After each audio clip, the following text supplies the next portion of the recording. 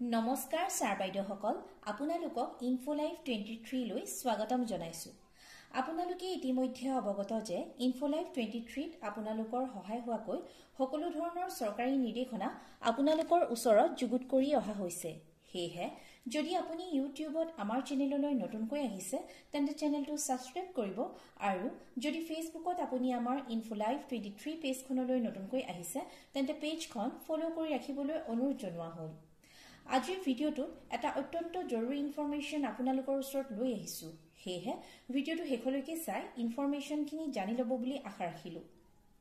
লগতে আপোনালোকলৈ এক বিশেষ গুহাৰি। আমি প্ৰত্যক্ষ কৰিছো যে শ্ৰদ্ধাৰ ছাৰ বাইদেউসকলে আমাৰ চেনেলটো নিয়মীয়াকৈ চাই আছে, কিন্তু বহু সংখ্যকে এতিয়াও সাবস্ক্ৰাইব কৰি লোৱা নাই।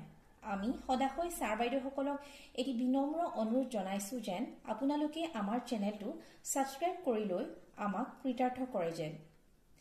বৰ্তমান আমি বিদ্যালয়ৰ সকলো শিক্ষক শিক্ষয়িত্ৰীয়ে শিক্ষা হেতু ব্যৱহাৰ কৰি আছো।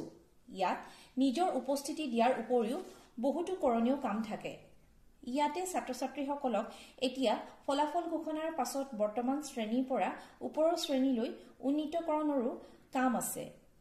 এই প্ৰমোশনৰ কাম বিভাগৰ ফালৰ পৰা অহা 31 মাৰ্চৰ ভিতৰত সমাপন কৰিবলৈ নিৰ্দেশনাও জাৰি কৰিছে।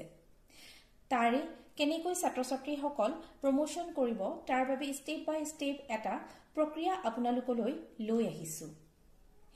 এয়া সেই প্ৰক্ৰিয়াৰ তথ্য।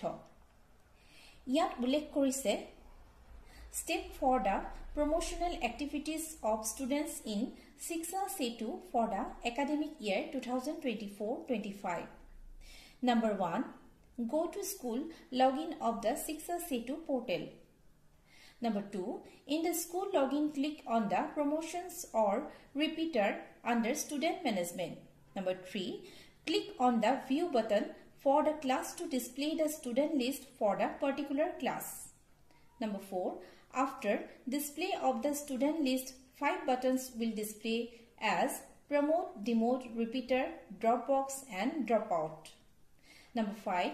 Now select the students by clicking in the checkbox for single or multiple students, or all students can be selected by clicking the checkbox of the header line. Number 6. To promote or demote students, select the class and click in the promote button. Number 7. To mark repeater, select students and click repeater button.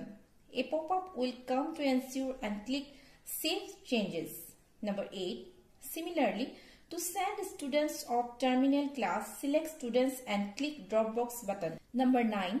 The dropout students as mentioned above should be marked as dropout. Number 10.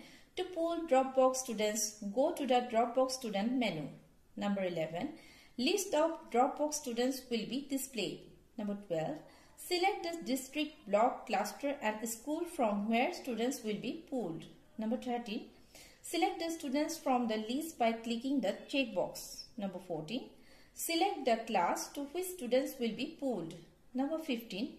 Click the Pull the Students button. এই উল্লেখিত 15টা steps ফলো কৰি আমি শিক্ষা হেতু পোৰ্টেলত ছাত্ৰ ছাত্ৰীৰ প্ৰমোশনৰ কামখিনি সঠিকভাৱে কৰিব পাৰিম। আজি ইনফৰমেশন ইমানেই।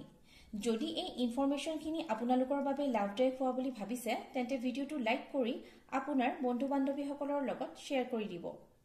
চাই থাকিব ইউটিউবত আৰু ফেসবুকত ইনফোলাইফ 23। ধন্যবাদ।